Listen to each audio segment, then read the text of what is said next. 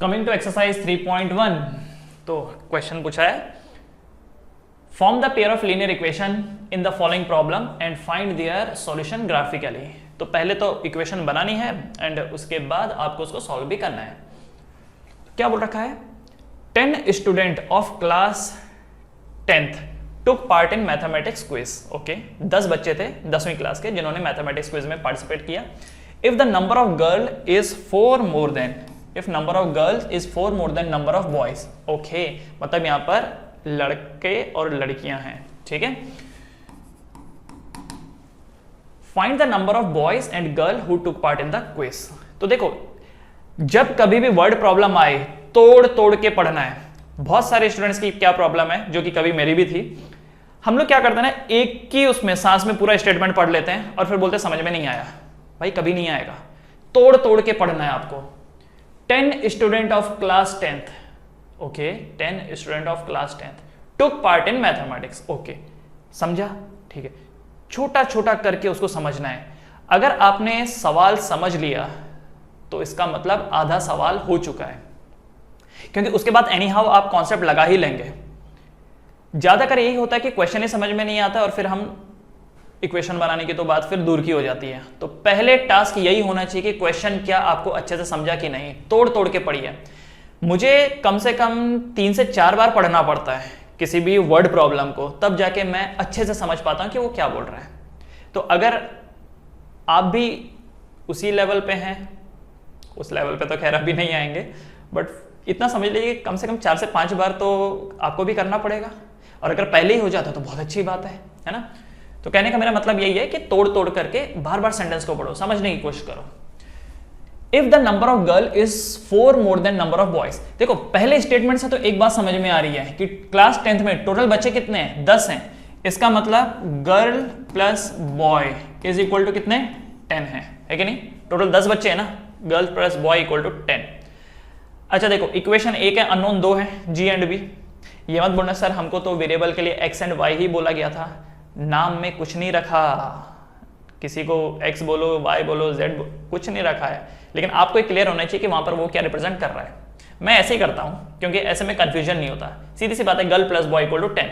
दूसरा क्या बोल रखा है यहाँ पर, the number of girl is 4 more than the number of boy. मतलब लड़कियां 4 ज्यादा हैं लड़कों के मुकाबले। तो लड़कियां मतलब गर्ल कितनी है, 4 ज्यादा हैं बॉय के मुकाबले, b+4। जितने लड़के हैं उसमें 4 और ऐड कर दो तो लड़कियां आ जाती हैं। So girl equal to b+4, ठीक है। अब आप चाहो तो गर्ल के लिए x का इस्तेमाल कर सकते हो, बॉय के लिए y का इस्तेमाल कर सकते हो। अब कर सकते हो आप, ठीक है। तो इसी चीज को मैं ऐसा लिख देता हूं, x plus y equal to 10 and दूसरा क्या हो जाएगा, दूसरा इक्वेशन क्या हो जाएगा, x equal to y plus 4। अच्छा, पहला वाला जो है क्या वो जनरल फॉर्म में है क्या पहला वाला जनरल फॉर्म में है? वैसे जनरल फॉर्म में कन्वर्ट करने की जरूरत तब पड़ती है जब आप कंसिस्टेंट इनकंसिस्टेंट ढूंढना हो, अदरवाइज जरूरत नहीं है। एक काम ये कर सकते हैं कि सीधा भी सॉल्व कर सकते हैं, जाने दो। अब पहली वाली इक्वेशन के लिए बॉक्स बनाते हैं। ये जो पहली वाली इक्वेशन है इसके लिए बॉक्स बनाते हैं। यह है x और यह है y। ये मैं किसके लिए बना रहा हूं, ध्यान रखना, ये मैं बना रहा हूं x plus y equal to 10 के लिए। अगर x की वैल्यू 0 है तो y की वैल्यू 10 हो जाएगी, और अगर y 0 है तो x 10 हो जाएगा। ये आया। दूसरा अब इसके लिए बनाते हैं, x equal to y plus 4। इसके लिए बनाओ, यह है x और यह है y। अगर x 0 होगा तो y की वैल्यू -4 होगी, और अगर y 0 होगा, अगर y की वैल्यू 0 रहेगी तो x की वैल्यू 4 रहेगी, ठीक है। तो यहां से जो ये पॉइंट निकल के आया वो क्या था, 0,10, और ये क्या है 10,0। इसका ये पॉइंट है, और इसका क्या पॉइंट निकल के आया, 0,-4 एंड 4,0, ठीक है। अब इसको क्या करेंगे हम लोग, ग्राफ पे प्लॉट करेंगे। We will plot this in the graph. So ये है ग्राफ। पहले इसको प्लॉट करते हैं, 0, 10 एंड 10, 0, 0, 10 एंड 10, 0। तो देखो ये 10 है, 10 0 का मतलब क्या है कि x 10 है एंड y 0 है, तो ये वाला जो पॉइंट है, this point is what, this point is 10 0, ये है 10 0, और 0 10 कहाँ होगा? ओह नो, ये सीन तो कुछ ऐसा हो गया है कि तो ग्राफ एक्सटेंड कर रहा है। तो क्या किया जाए? तो किया ये जाए, देखो बच्चे लोग, अभी तो ये यहाँ तक तो ये 7 तक ही आ रहा है ना, ये ऊपर तो बढ़ ही नहीं रहा। तो मेरे पास ऑप्शन क्या है, मैं इसकी वैल्यू को कम कर देता हूँ, ये जो है इसकी वैल्यू को कम कर देता हूँ, यहाँ से इसे भी कम कर देता हूँ, ये लीजिए। अब मैं क्या करूँगा, यहाँ पे ये मेरे लिए 1 हो जाएगा, ये 2, ये 3, ये 4, ये 5, ये 6, 7, 8, 9 और ये 10। ठीक है, सिमिलरली ये 1, 2, 3, 4, 5, 6, 7, ये 8, ये 9 और ये 10। ठीक, अच्छा ये मत करते जाना कि 10 के बाद 11, 12, 13, 14 करके 20, 20 तक पहुंच गए, वहां से 10, 11, 12, 20, 20, जरूरत नहीं है, जितने पॉइंट आ रहे हैं उतने पे ही करना है बस आपको। तो ये 0 10 एंड 10 0 है। तो मुझे बताओ यहाँ पर किधर आया? हाँ, यह है 10 0, what is this? This is 10 0, और 0 10 कहाँ पर आएगा? ये वाला आएगा 0 10। ये बात आपको पता होगी कि ये जो कॉमा के पहले वाला होता है, कॉमा के जो ये पहले वाला होता है, कॉमा के जो पहले वाला होता है ये x होता है, और कॉमा के बाद वाला y होता है, पता है ना? सिमिलरली ये यहाँ पर x है और ये यहाँ पर y है। ठीक है, तो अब जरा देखेंगे यहाँ पे, ये 0 10 है, ये 10 0 है, तो इसकी लाइन खींचेंगे। इसकी लाइन को मैं रेड से रिप्रेजेंट करता हूँ, एंड ये लो, ये खींच गई, खींच गई। ऑलराइट, अब दूसरा पॉइंट क्या था यहाँ पर? 0 -4 4 0, 0 -4। अच्छा, मतलब यहाँ का भी वही चीज करना पड़ेगा मुझे। ये देखो, ये -1 -2 -3 -4 -5। ठीक है, सो क्या पॉइंट है यहाँ पर? 0 -4 4 0, 0 -4। इसको मैं प्लॉट करता हूं, चलो इस कलर से, 0 -4, तो x 0 है, y -4 है, तो ये वाला पॉइंट हो गया। What is this? 0 -4।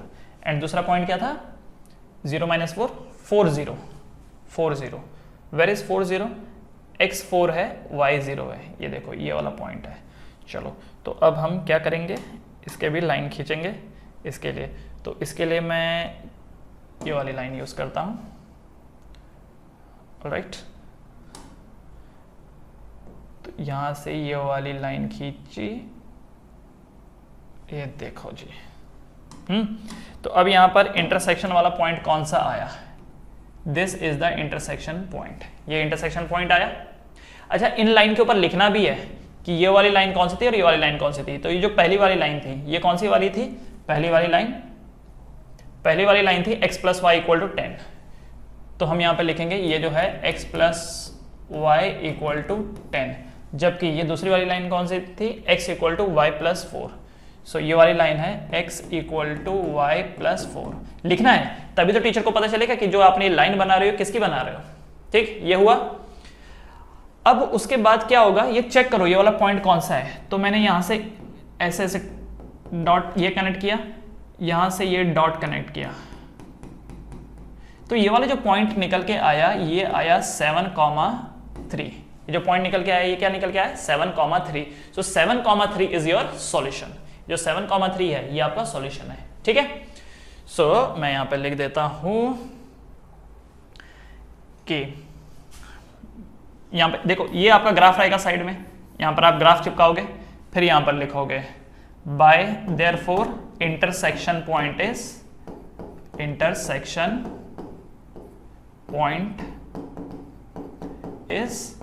7,3। यही था ना, इंटरसेक्शन पॉइंट इज 7,3।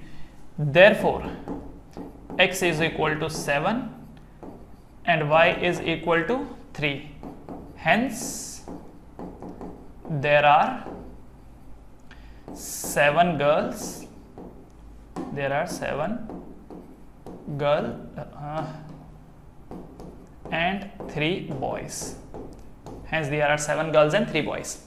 एक बार चेक तो करो कि क्या आपने सही किया है कि नहीं है, क्या 7 लड़के और 3 लड़के हैं भी कि नहीं है। तो चेक करते हैं, क्या 7 + 3 10 होता है, क्योंकि क्या बोला है गर्ल प्लस बॉय 10 है, तो 7 + 3 कितना हो गया, 10 हो गया।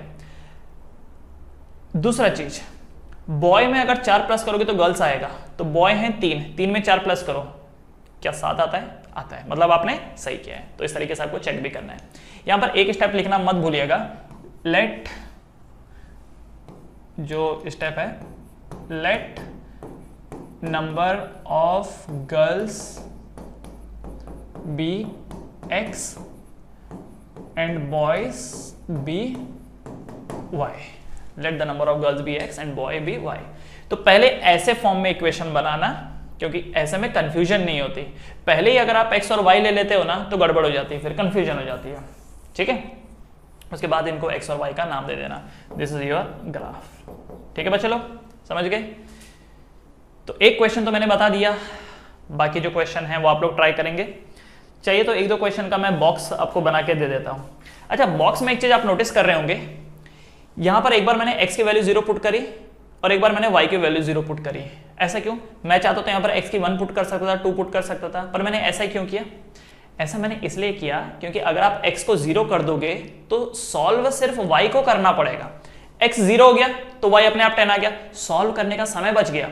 अब अगर मान लो कोई बोलता है कि मैं x की वैल्यू 1 पुट करूंगा, तो आपको सॉल्व करना पड़ गया ना, y = 10 - 1 दैट इज 9, सॉल्व करना पड़ गया।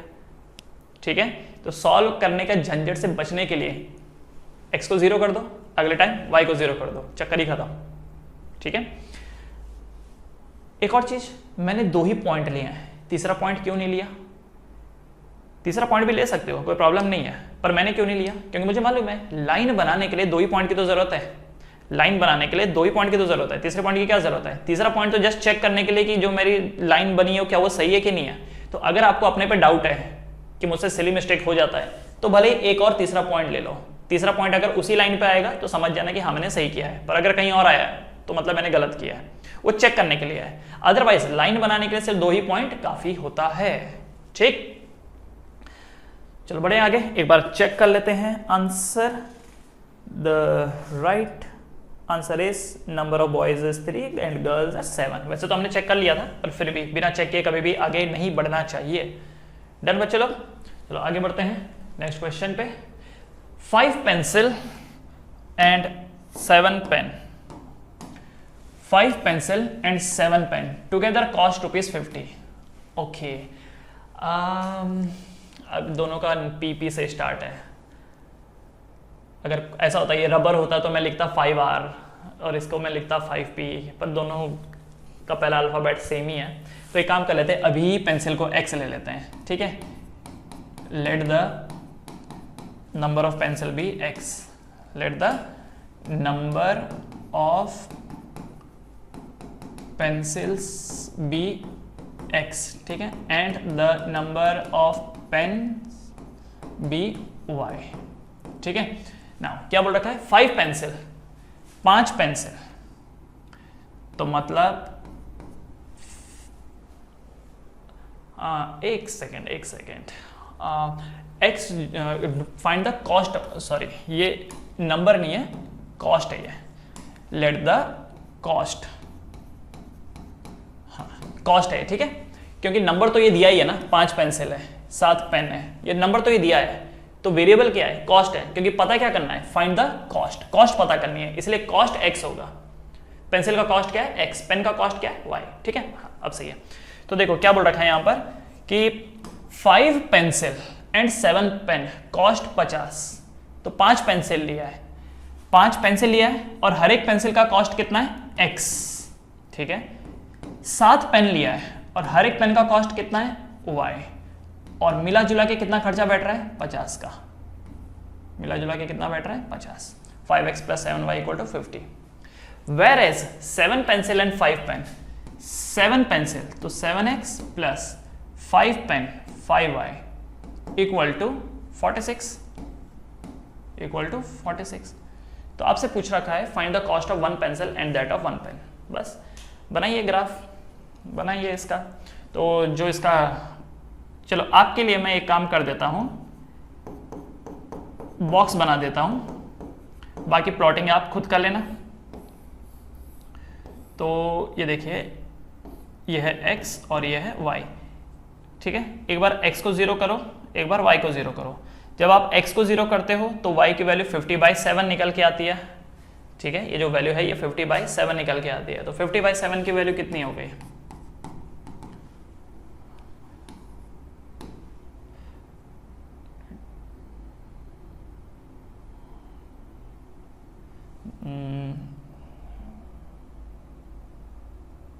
अरे नहीं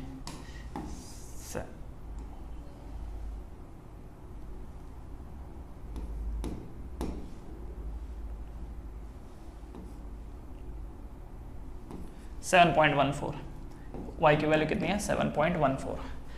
अच्छा, एंड अगर y की वैल्यू 0 है तो x की वैल्यू कितनी आ जाएगी? 5 10 जा। तो एक पॉइंट आ रहा है 0 7.14, दूसरा आ रहा है 10 एंड 0। लेकिन आप एक चीज यहां पर देख रहे होंगे कि यार 7.14 को प्लॉट करना थोड़ा प्रॉब्लमेटिक है।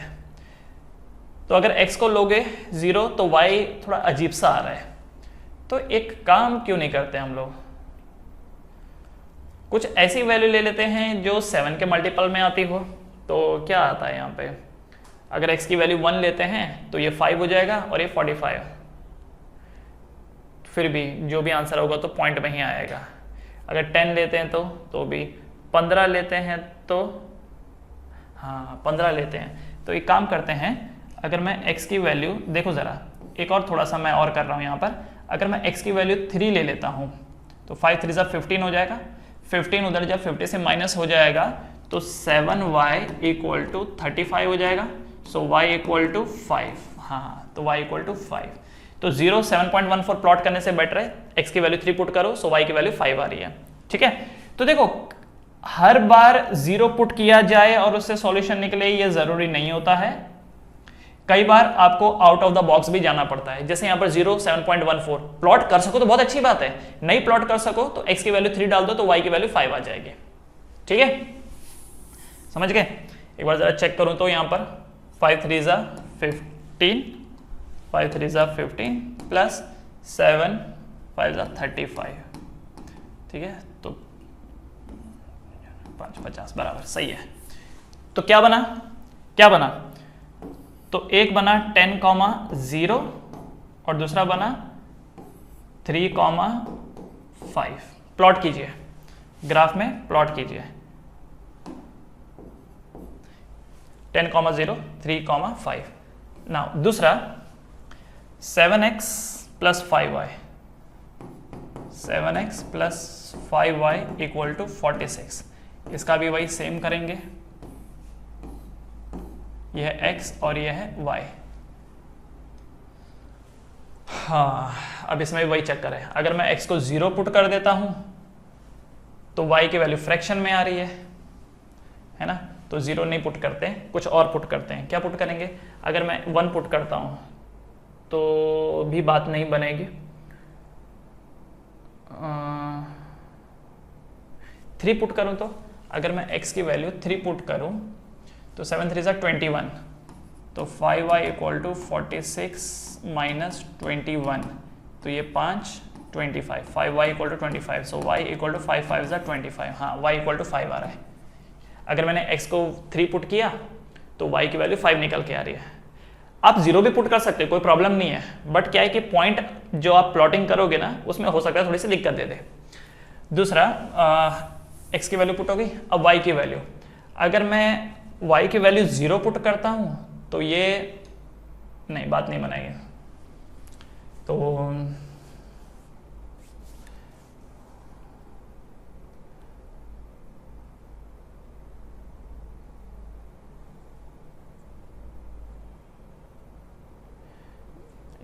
is 25, अगर मैं y की वैल्यू 5 पुट करूं, सॉरी अगर मैं y की वैल्यू 5 पुट करता हूँ तो 5 5 25, 46 माइनस 25 तो कितना हो जाता है 21, तो 7x equal to 21, so x equal to 3। हाँ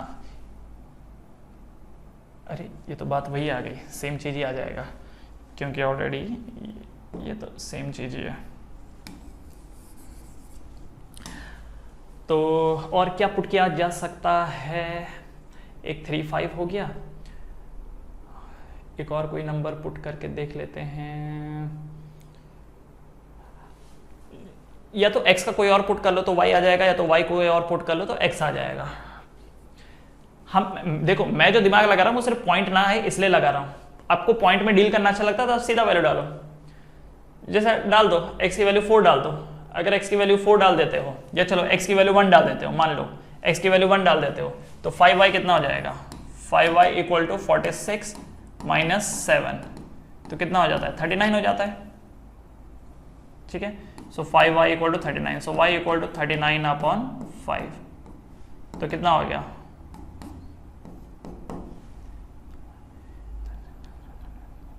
7.8, तो ये जो वैल्यू है ये 7.8 आ जाती है। सो यहाँ से क्या बन के आया, ये जो पॉइंट है ये क्या आया 3,5 एंड 1,7.8, ये देख रहे हो ये आया ना। अब इसको आपको क्या करना है, ग्राफ में प्लॉट करना है, ग्राफ में प्लॉट करोगे तो जो भी इसका इंटरसेक्शन वाला पॉइंट होगा that will be your solution, that will be your solution, ठीक है बच्चे लोग। तो अब देखिए प्लॉट कीजिए क्या होता है, क्या आता है आंसर।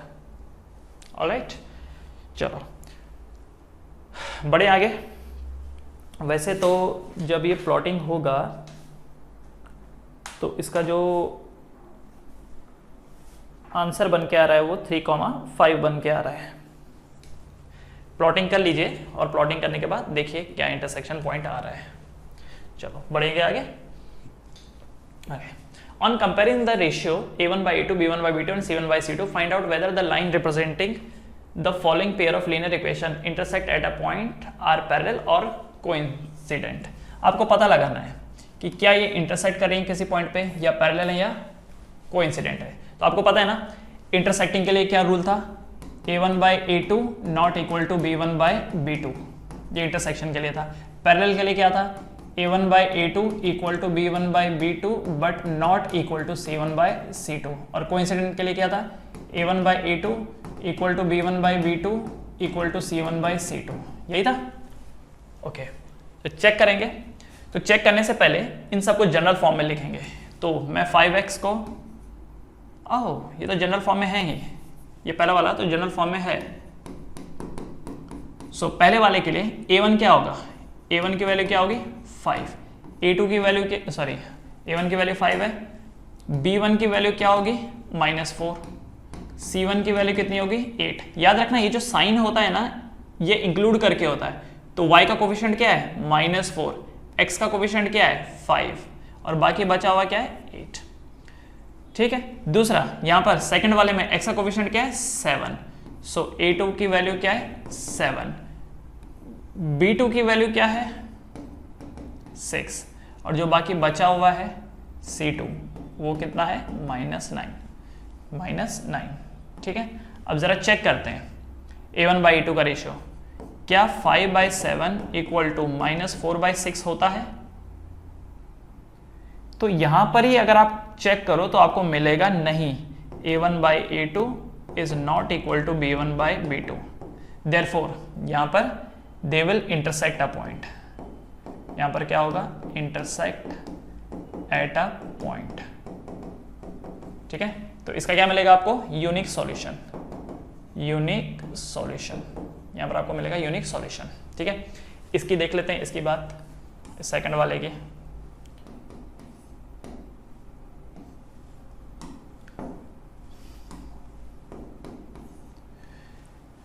क्या ये जनरल फॉर्म में है। तो a1 की वैल्यू कितनी, x का कोफिशिएंट कौन 9, b1 की वैल्यू कितनी, y का कोफिशिएंट 3, c1 की वैल्यू कितनी 12, a2 की वैल्यू कितनी 18, b2 की वैल्यू कितनी 6, c2 की वैल्यू कितनी 24।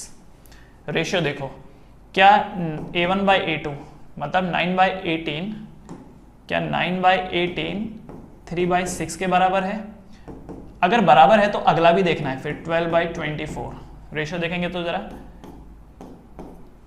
1/2 1/2 1/2, yes 1/2 equal to 1/2 equal to 1/2, मतलब a1/a2 equal to b1/b2 equal to c1/c2।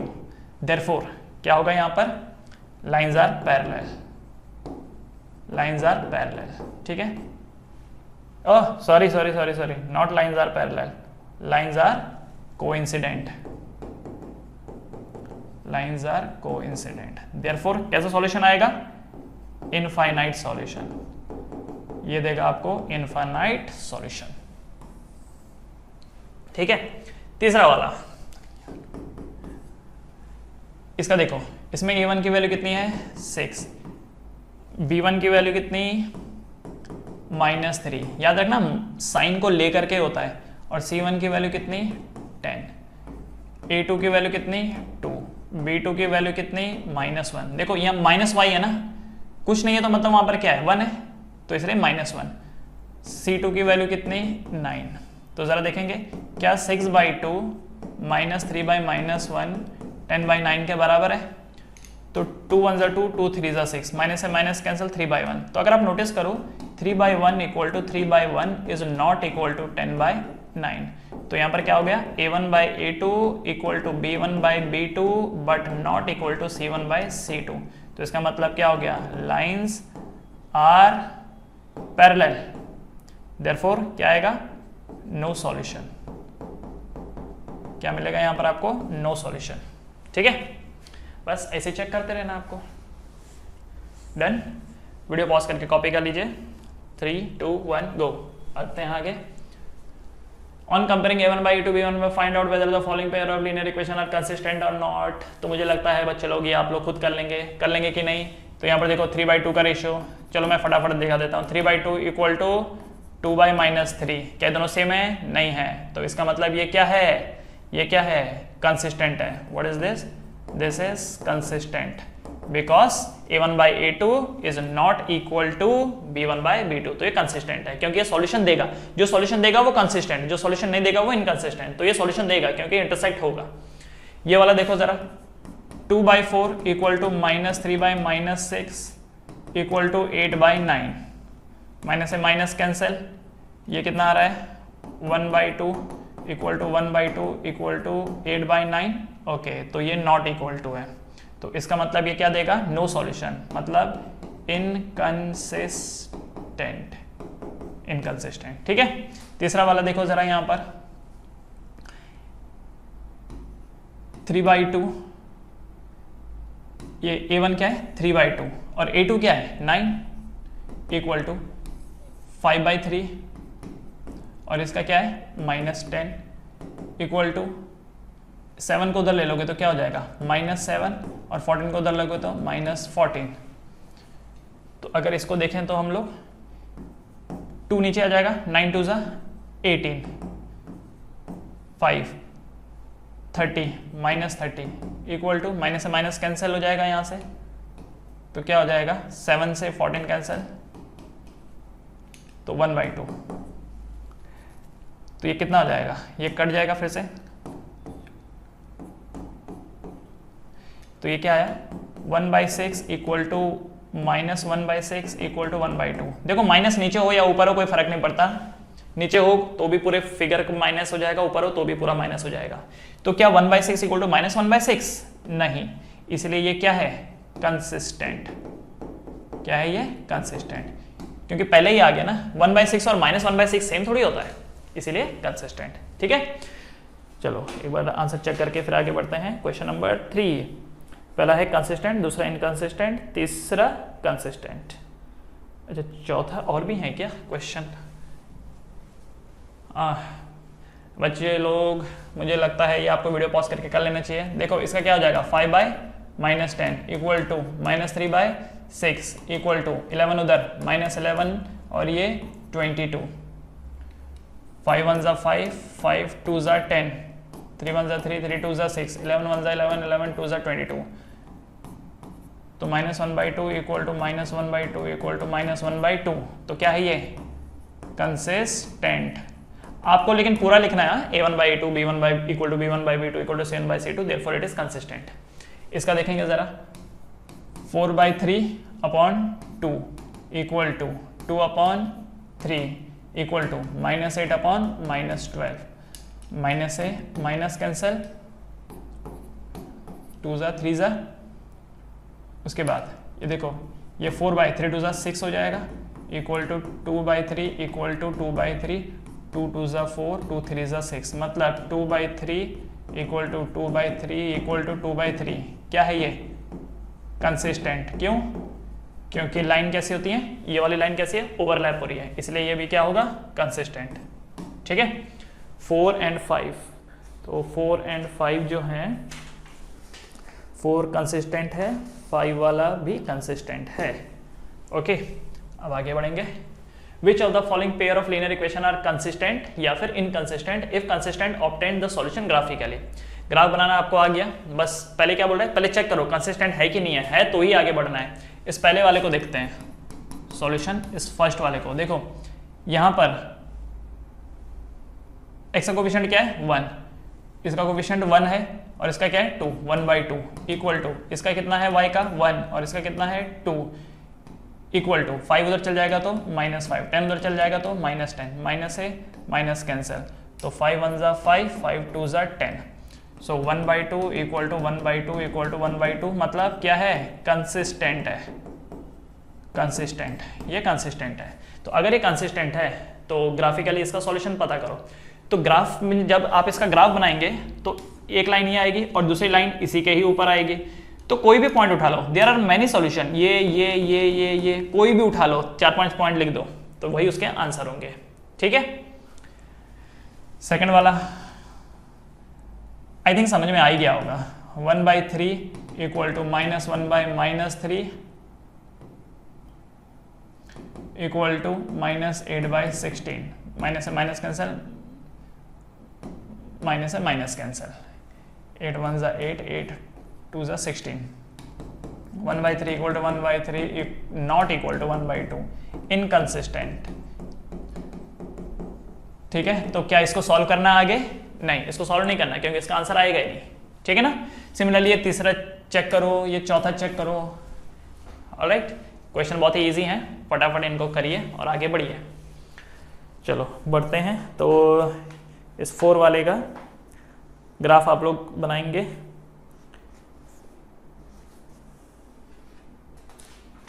ठीक है आगे बढ़ लेते हैं। Half the perimeter of a rectangular garden. Okay ये एक रेक्टेंगुलर गार्डन है, रेक्टेंगल में एक होता है लेंथ एक होता है breadth, right.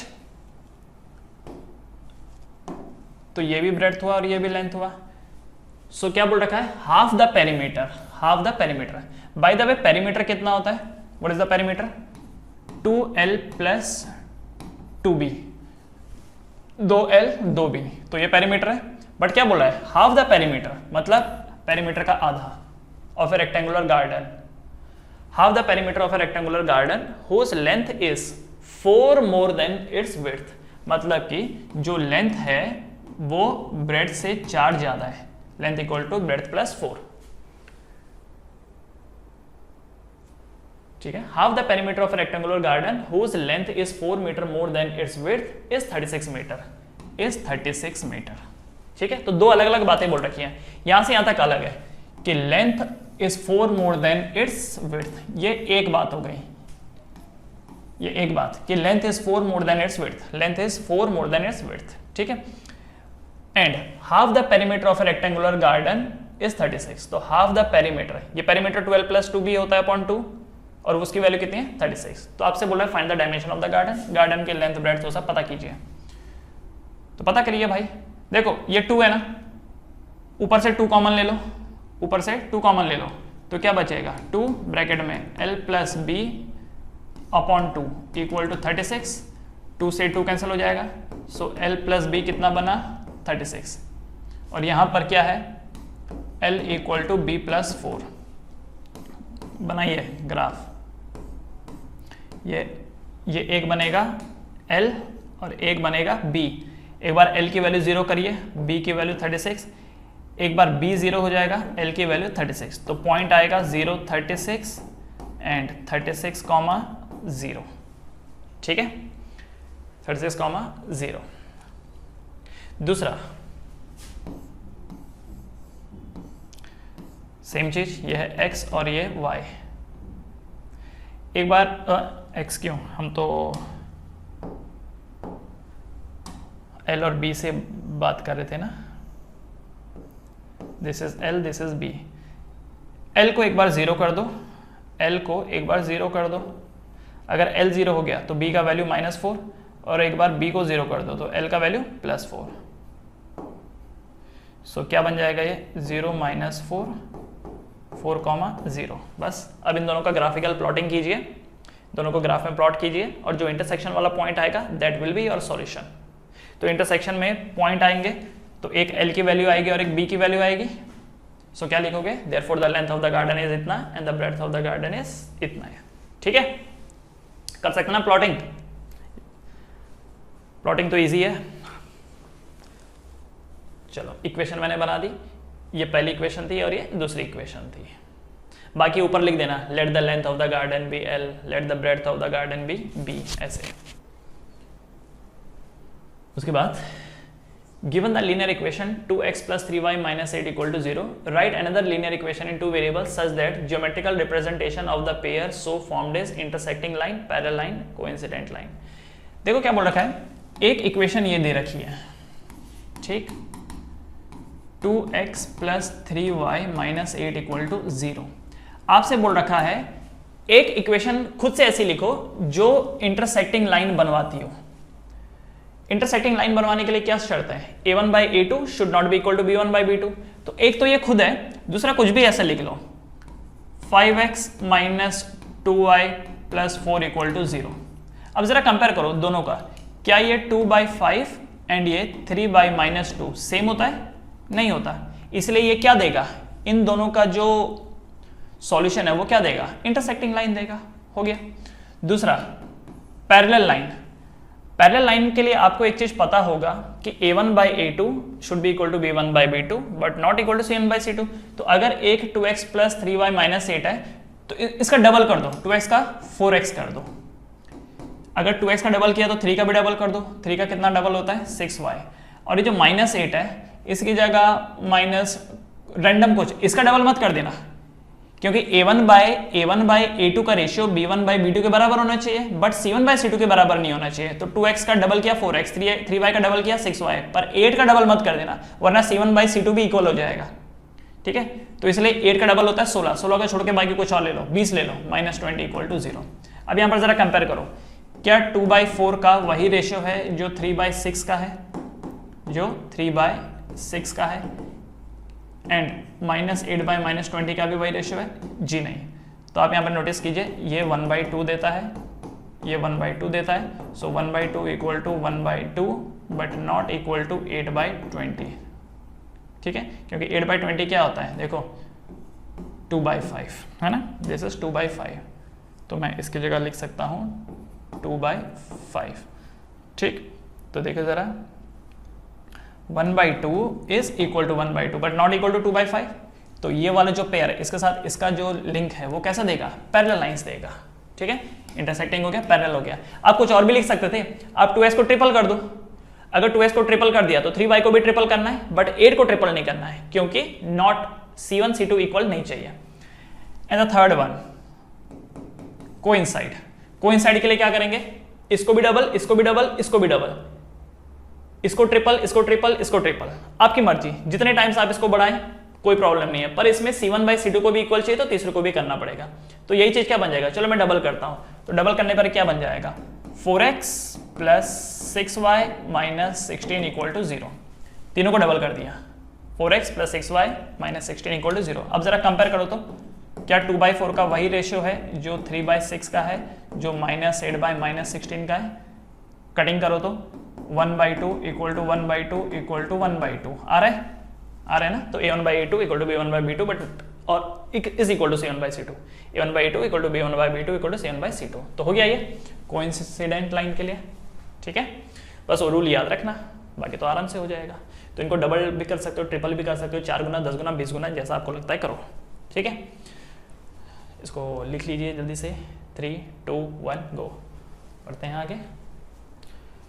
Draw the graph of the equation x minus y plus 1 equal to 0, 3x plus 2y minus 12 equal to 0. Determine the coordinate of the vertices of the triangle formed by these line and the x-axis and shade the triangular region. क्या बोल रहा है? Graph बनाओ। बनाओ भाई graph. ठीक है, तो बोल रहा है जो भी ट्राइंगल बनेगा, ये देखो मान लो कुछ ऐसा बन के आ रहा है। आई डोंट नो, मैंने तो प्लॉटिंग नहीं किया, पर आप कर लो। मान लो ऐसा बन के आ रहा है, एक लाइन ऐसे जा रही है, एक लाइन ऐसे जा रही है, और एक तो एक्स एक्सिस है। ठीक है, क्या बोल रखा है? Determine the vertices of the triangle formed by these line and the x axis. तो एक तो ये लाइन हो गई, ठीक है, एक तो ये वाली लाइन हो गई, एक दूसरी लाइन हो गई, एक ये वाली लाइन हो गई, एक ये वाली लाइन हो गई। तो ये जो होगा उसको आपको शेड करने को बोला है। और दूसरा वर्टाइसेस निकालना है। वर्टाइसेस का मतलब एक ये वाला पॉइंट निकाल लेना, एक ये वाला पॉइंट निकाल लेना, और एक ये वाला पॉइंट निकाल लेना। ठीक है, ये वाला पॉइंट निकाल लोगे, ये भी तो निकाल ही लोगे, ग्राफ में देख लो। बस इसका ये जरूर होगा कि इसका x ढूंढना पड़ेगा, y तो इसका 0 होगा, इसका भी x ढूंढना पड़ेगा, y इसको 0 होगा, क्योंकि x एक्सिस पे y क्या होता है? 0 होता है। ठीक है बच्चे लोग, हो जाएगा ये। तो जल्दी से कीजिए इसको, डू दिस।